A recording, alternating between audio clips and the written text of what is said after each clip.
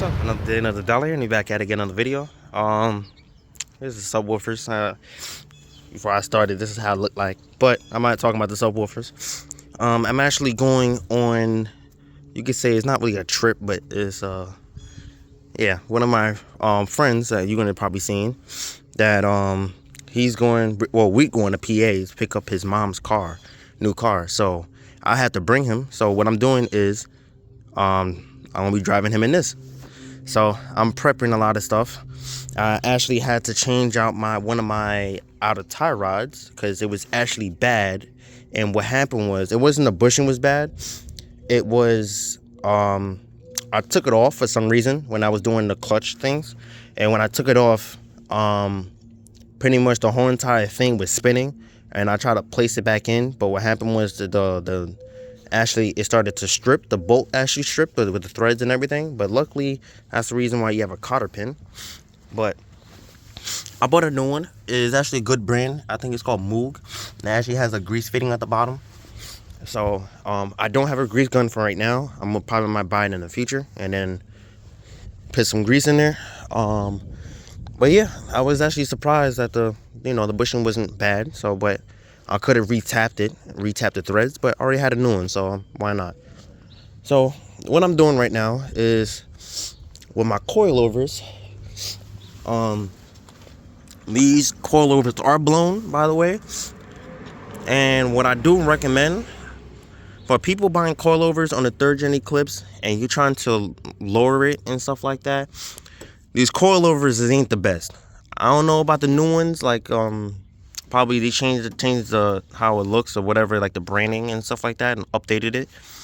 But the problem was when you buying these coilovers, these cheap ones, it's only the backs. The backs is always the problem. When you're trying to, let's say you leave it at a certain place, the backs is always low, real low, and after when you're trying to raise it up, you're maxing out the coilovers. So mine is kind of rusted, but if you guys do get an aftermarket brand, like a cheap coilover, I do recommend take the upper collar, and you see how it has a lot of splines up here. Try to use this and probably push it up close as possible to get the extra splines.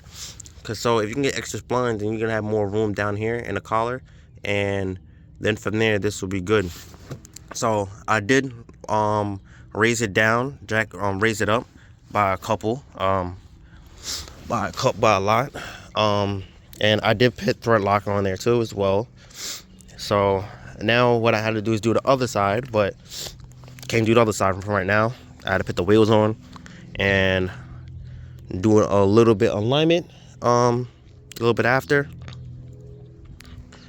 So yeah, but that's pretty much it, me talking. So let me see. I can prop this thing up make this thing as a little tripod.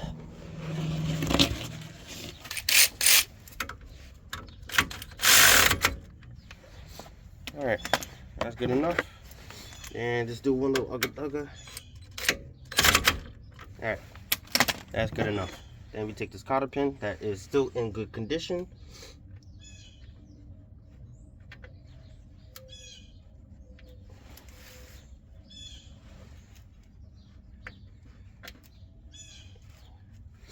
A little bit of, see a little tap.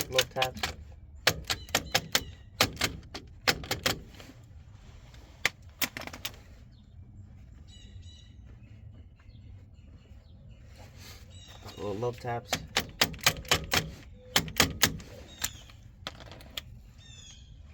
Alright, so that's good enough.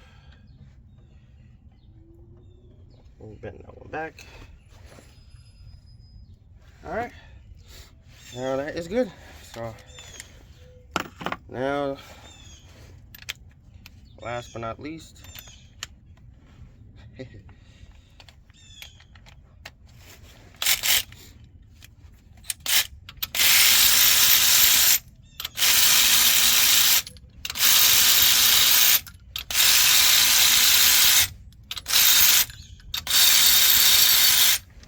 all right. Alright, so So I guess I will find out the hard way because one of my rims are cracked, but I don't know what rim that is. So I guess I will find that out soon, whenever the air leaks out of it.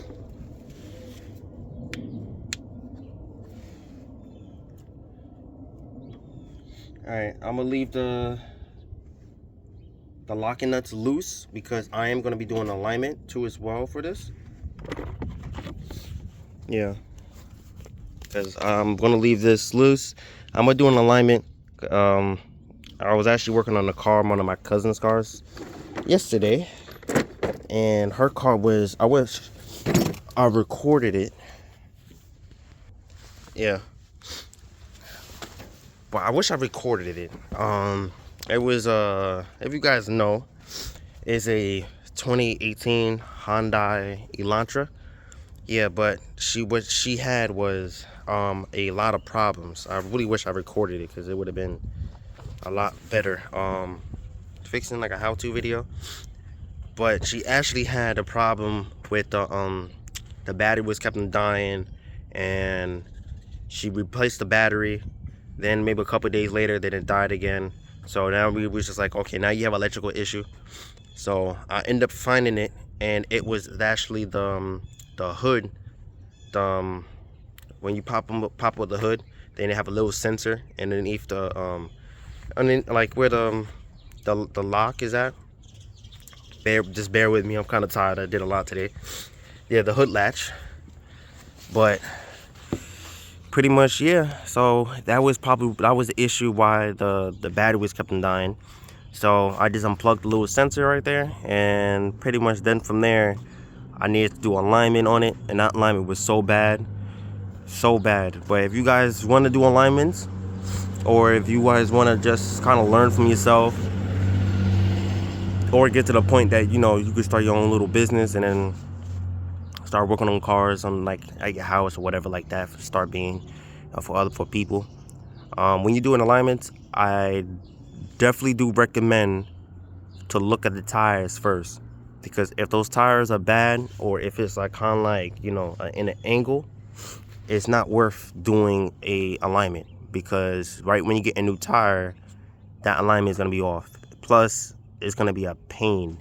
So that was the problem with me, that the tire was bad. So I just did a little tire rotation. I just put the front to the back. Luckily it was a 4-cylinder. So if it was all-wheel drive, you could probably do the same thing too as well, if the tires are good in the back. So, but other than that, I was really glad that her car was fixed and she was happy. So, but in the future, what I'm gonna start doing is I'm gonna start recording a lot more, because I'm definitely want to try to get everything up to, trying to be up there in YouTube. So, just slowly but surely. Yeah, but slowly but surely, hopefully we can reach 200 subscribers by July, at the end of July, because my birthday is actually the end of July. So hopefully we can reach 200 subscribers. So if you guys want to, definitely like and subscribe, and there's a lot more videos gonna be coming out. But yeah, this is like a little vlog today, and then just stay tuned for the drive. We're gonna be going from New York to Pennsylvania, so hopefully we can do that drive all the way to New York and to Pennsylvania, and then from there we're just gonna go back too as well. But pretty much, yeah. But this is actually one thing I wanted to show you guys. A lot of tire shops actually don't know this, right? And this is probably the reason why I want to start getting a tire machine myself, and possibly do it. So I'm gonna show you guys. All right, I'm still learning myself, so just bear with me here.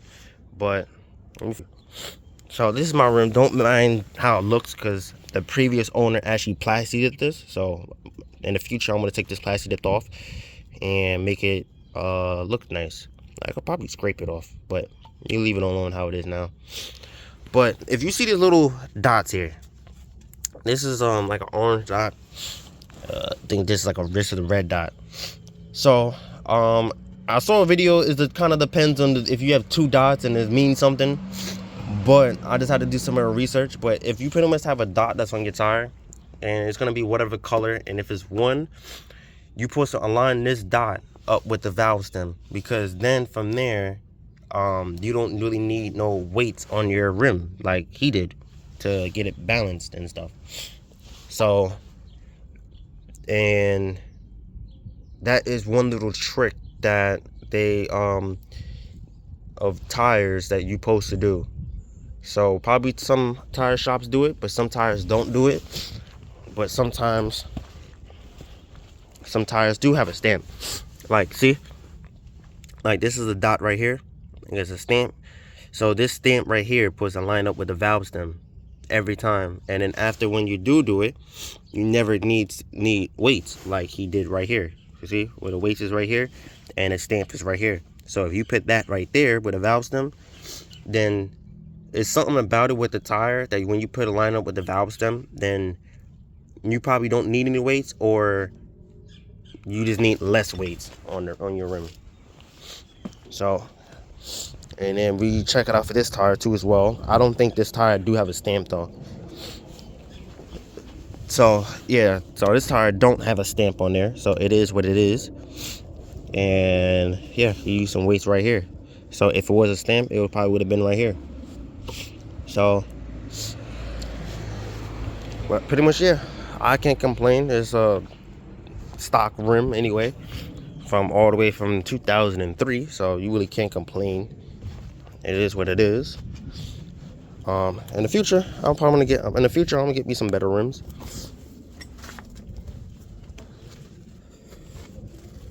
All right. So I'm not gonna show you guys this process.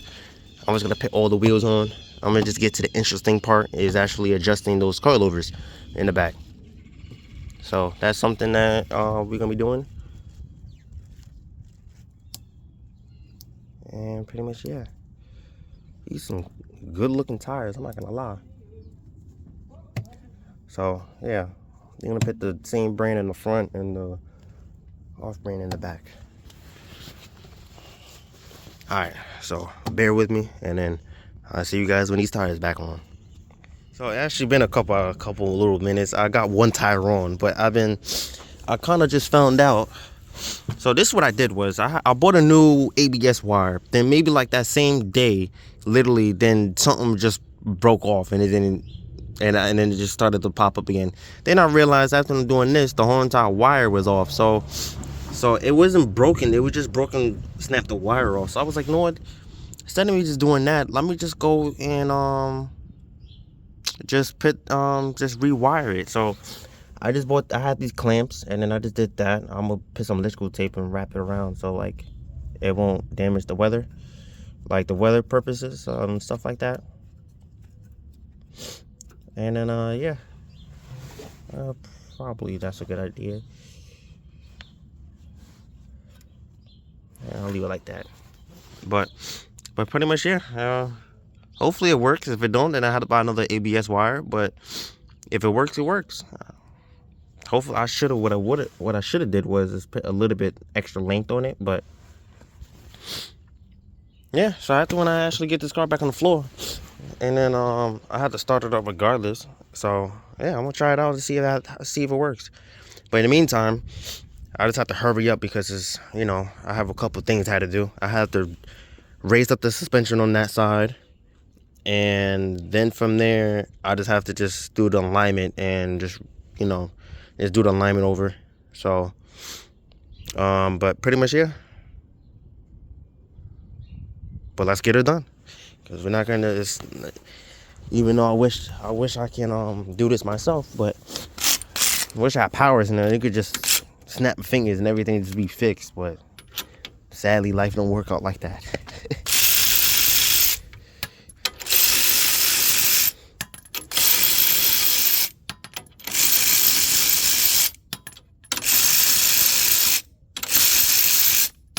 All right, so let me just get this tire on, get everything on the floor first, and then just knock these things out. So you will see this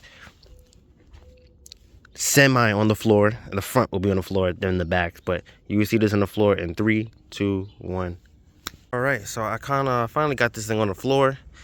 That I got everything all good. Tightened up all the lug nuts, torqued them down.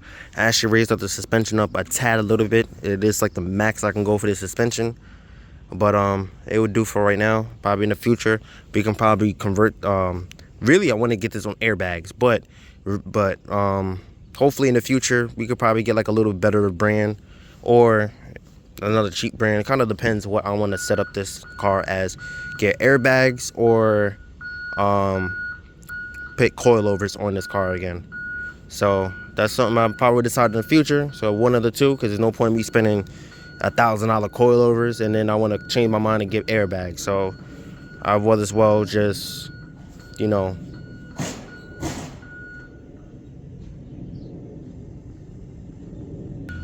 but like I was saying, so now what I had to do is I had to do alignment for the car. So all I had to do was just back up the car, get it kind of straight. But just back up the car, kind of get a little bit straighter than this, so it could be a little bit more planted on the driveway. So then I have to just double check my air in the tires to make sure it is in spec.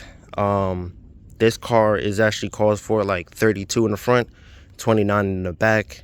So that's something I want to be doing. Probably you can use ChatGPT, and because these are not the stock tires, so I'll probably use ChatGPT and see what pressures I should recommend with this tire pressures. So just to kind of like, you know, but whatever. But pretty much, yeah, just getting this car all prepped up for the long drive going in PA.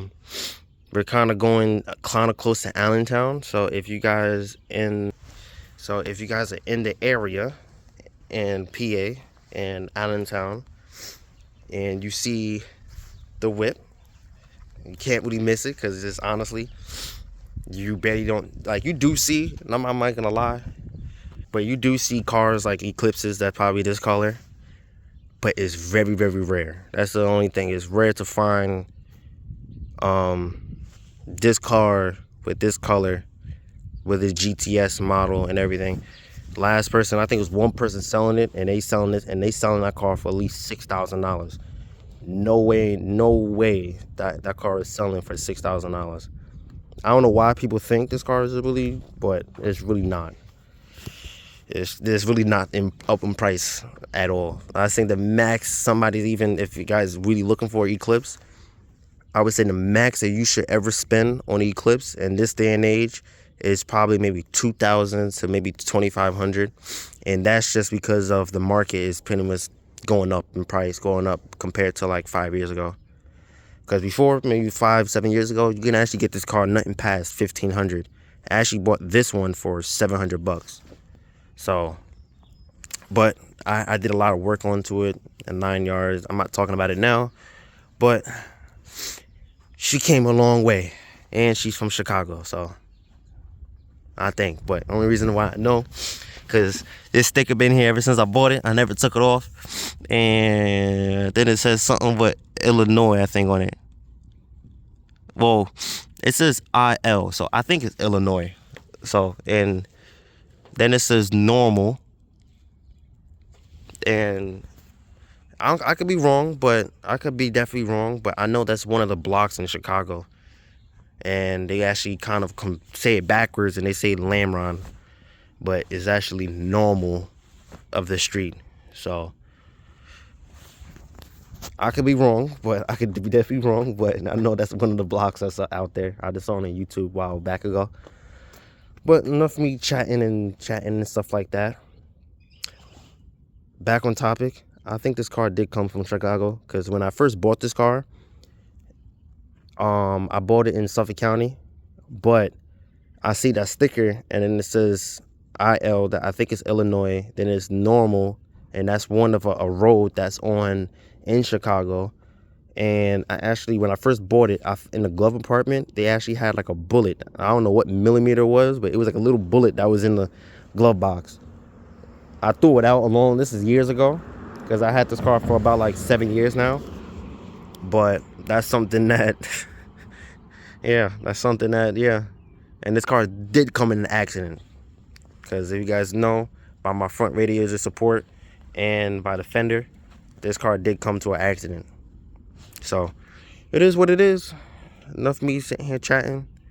Let's just get back to work and tighten up these outer tie rods, because I actually have them loose. So I just want to snug them up a little bit.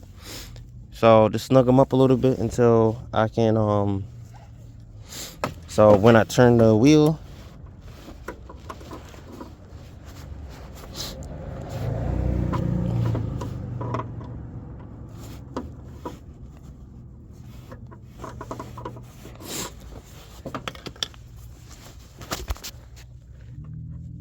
all right, so let me just tighten up this stuff a little bit.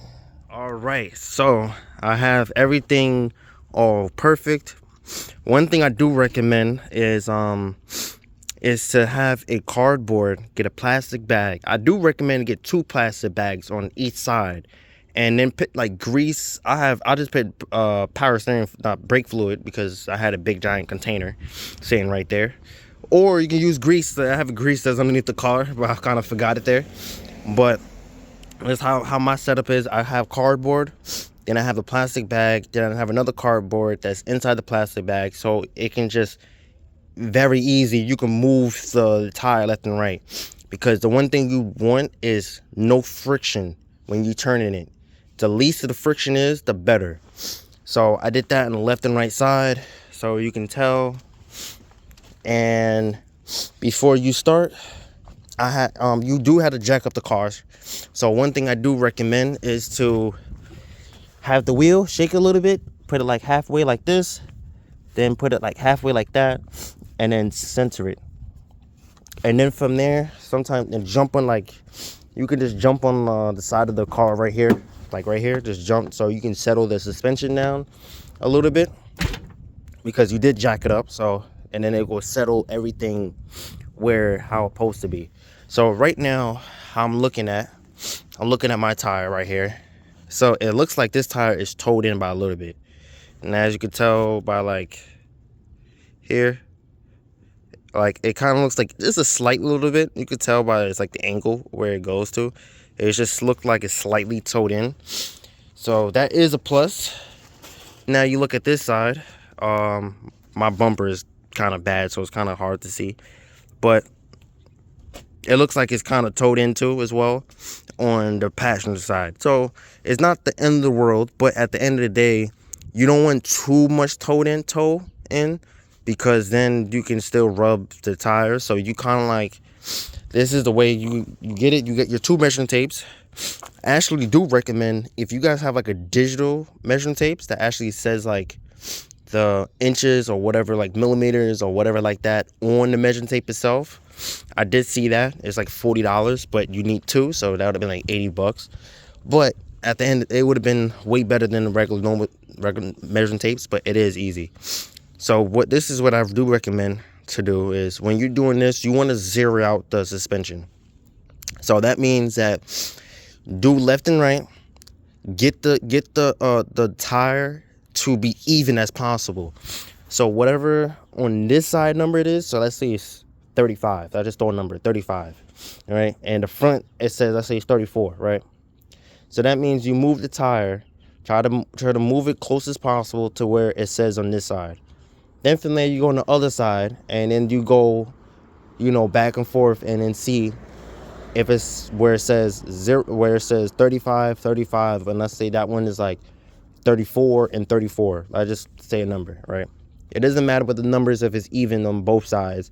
You kind of just want it to just be zeroed out from this side to that side. So then from there, after you do that, then you just want to toe it in. So then from there, you do 1 rotation towed in on the driver's side and 1 rotation towed in on the passenger side. That means it's going to go in evenly with the tires. So that means it will be like a 1/4 inch in or it usually be like a 1/4 of an inch, 1/16 of an inch, but you kind of like just want a little bit in just because of the tires can align and go straight. Kind of depends on like the road surfaces and stuff like that. If one side is pulling to the left or is dipping down and or dipping to the right, then your alignment will still go straight, straight as possible at least. So I did that on my cousin's car, and that was one of the best alignments I ever did, ever, not including my own car. Best alignments I ever did. So enough me talking, and let me just get to work. It's kind of like it's not really nothing to me to show, because there's a lot of stuff is, this part is boring. There ain't really nothing to show at this point, but you know, I'll try to get everything interesting. So this is kind of like a little video of beforehand of what stuff I am doing to the car and stuff like that. So then from there, I'm going to check out some fluids, check out some oil and stuff like that, whatever stuff I do need. And if I do need to top off of some oil, then I just go to Walmart, because Walmart is the cheapest of getting oil. Don't recommend going to the other stores, but yeah, get some at Walmart. It's literally like you can get a quart of oil, top brand. I'm talking about just Mobile One, whatever oil that you want to use, Pennzoil. You can get a quart of oil for at least maybe $9. Like, it's literally $9, probably a little bit less than $9, honestly. But AutoZone, they do sell them for like 10, but plus taxes gonna be coming up to is like maybe 12. So if you go to Walmart, it's not a lot of savings, but you can literally save like maybe $2 or $3 off of Walmart itself. So, but pretty much, yeah, that's enough for like me talking and stuff like that. So the video is not gonna be over for right now. I'm gonna catch up with you guys in a little bit. Let me just knock out this alignment, and hopefully I can get this done in one. Hopefully I can get this alignment done in one try. So just wish me luck. And again, I probably said this a lot of times, but like and subscribe. And we're trying to reach 200 subscribers by July.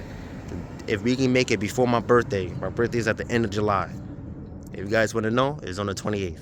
So if we can reach 200 subscribers or maybe more, my goal is at least 200, then definitely do appreciate you guys. And you know, just keep on making good videos, good content, try to do the best we can, and you know, just stay positive at the end of the day, and just live life. That's all we had to do, just live life. No stress, no weakness, and just keep on going. So all right, let me get back to work and then catch up with you guys when she's done, when she's done with the alignment. So hopefully we'll be good. All right, and alignment, she is all done. So so for you guys just to know how to do alignment, this is the easiest way. I made a video a long time ago how to actually do it. This is a short and simple way. So if you guys watching the video, this is something like this is something like you guys want to do. You guys want to zero out the measuring tapes. So I will show you too as well, because I do have it underneath the car. So like I was saying before, all right, on the left and right side, so you want to keep it going back and forth, and get the wheel to zero out. So whatever that number is, you want to have it evenly from the back measuring tape and the front measuring tape. So let's say let's throw a number out there, let's say 35. So you just want the front measuring tape and the back measuring tape to meet up at 35. Then you go on the other side of the car, then whatever it is, let's say it's 34. So you want to measure that one at the front and the back and get it evenly at 34. So now is your zeroed out your alignment. And so now what you want to do is do one rotation on the driver's side and do one rotation on the passenger side. So that means, and you want to spin it, loosen it. So you want to loosen up the tie rod so it can be pointed in. So you do that on both sides, and then that means that your wheels is towed in by like a 1/16 of an inch, or you could say 1/16 to a 1/4 inch. If you want a little bit dialed in, you can kind of like get it two. You could do two rotations, but one rotation is pretty much fine, and then you just go from there. So let me just show you guys what I'm actually mean. So pretty much you line it up against here. So let me zoom the camera up a little bit so you guys can see. So right there, you can say is 8.5. Right. Just look at that little line right there, 8.5. Right. Then you go on the back side and you look at it. My bad with the camera. And it's about like kind of just move the measuring tape a little bit, but it's a little bit focus. It's a little bit out, right? It's just a tad, a little bit out. Not crazy, but it's not a little bit out. So the back side is a little bit out, and the front side is a little bit in. So that means it's towed in by just a little bit. So then from there, since it's all dialed in, so now the next step is to do is tighten up your locking nuts on it. Go for a little test drive and see how it feels. If it feels a little bit off, and if it's not really pulling to, if it's pulling to one of the other sides or something like that, if it's not really great, the feeling of the steering wheel, then you just do another rotation, towed out on both sides, and the wheels will be towed in a little bit, and that will dial in the alignment to go straight, because you're already zeroed it out. So now both from left and right sides is even with each other. So you know, if it's not really going that great, or the feeling is not that great, then just tow it in a little bit. There's another one rotation on the driver's side and another rotation on the passenger side, and then from there you dialed in. So pretty much, yeah, that's really all I have to go and say. This is pretty much it for me for today. So you guys, yeah, so that's pretty much it for today. I still got a couple things that I want to do to it. So I did a lot of work. Actually, I fixed my ABS sensor with the wiring. I actually readjusted my suspension, and I put Loctite on the locking nuts to make sure that thing don't go fly out. But pretty much, yeah, she's actually running pretty great. Can't complain. And this is the driver's side. So it is what it is with the suspension, because it is blown. So I just want, mainly what I want is just a little bit more, because it was cambered too much. So I just want a little bit more in, so it won't be that much cambered. But that's something that we're gonna do in the future. Getting new suspension parts. But you know, I spent a lot of money on this car, getting the clutch and all type of stuff, a couple tools I needed, and stuff like that. I do need a wheel bearing on the passenger rear, so that's something that we're gonna be doing in the future. AutoZone is they charging that thing for $100, and online you can get that thing for $40. So that's something I'm just gonna wait and just get the wheel bearing in the rear, because I changed the driver's side, but I never changed the passenger side. That's the one that I didn't change in like years. So before I even did all of this mess. So pretty much it. That's pretty much it for the car. Yeah, that's pretty much it for the car. I'll show you guys in a little time. These are the subwoofers. It's not bad. So these are 2 ohms, these are 4 ohms. So I couldn't get it close to 2 ohms and amplifier, because it's 2 different subwoofers. So it is what it is, but I did get it close. In total, these subwoofers would have been 4 and 2. That would have been 6.